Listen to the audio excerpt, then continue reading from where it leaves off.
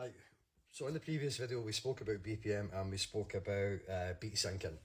What we're going to look at now is the same thing. We're going to stick to the same thing, but what we're going to talk about is if your beat starts slipping out of time. So as we said, your left deck and your right deck, you want the beats coming in at the same time. What generally happens though, some tracks, if it hasn't analysed properly, or for whatever reason, you're going to get something called bleed. And what that means is the BPM slips ever so slightly out of time. It still shows the same BPM, everything still looks good, but for some reason it just slips. Sometimes you'll actually see the BPM, it's usually if it's not been analysed properly or there's an update on the software needed. It might be like it's sitting at 125 just now, and might go to 124.9 or 0.8, and it just makes it ever so slightly. If you leave it too long, it'll become a double beat, and a double beat sounds something like. So I've got a double beat there.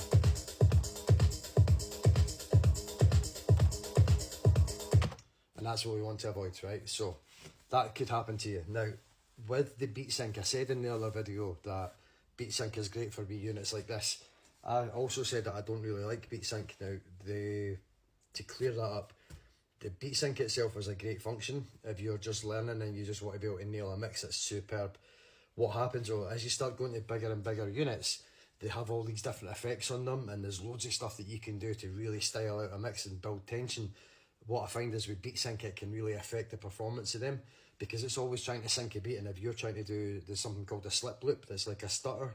If you're trying to do stuff like that or put a reverse in or something like that, it's still trying to sync itself, so it can affect that, and it can give you a totally different sound to what you're looking for, so it can totally mess the vibe up that you're aiming for. So it's always a good idea to try and learn beat syncing. And again, it could be maybe there's something wrong with the equipment and it's not showing you the BPM, so you want to kind of practice that.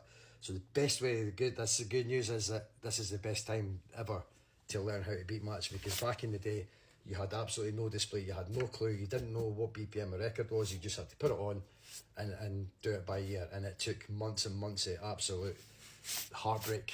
Like the amount of times I nearly threw Technics out the window just out of pure rage because I couldn't quite get it. Do you know what I mean? This is the best time ever. So what you're going to do is just practice it. So I'm no far out, slightly out, so I'm going to practice getting in. There you go, it's in.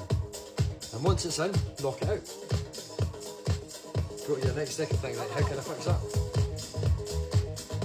Get it in again. Knock it out again. Bring it in again. Out again. In again. And just keep practicing that. Again, it will sound really daft if you're just practicing on, especially like a wee unit like this. To be practicing that sounds really daft, but it's getting your ear tuned into beat matching, because ultimately that's what all this is. Chances are you'll maybe never have to worry about it, but it's still a really good skill to have. All right, so get practicing that, and while you're practicing that, I'll have a think about what we can do next time. Cheers.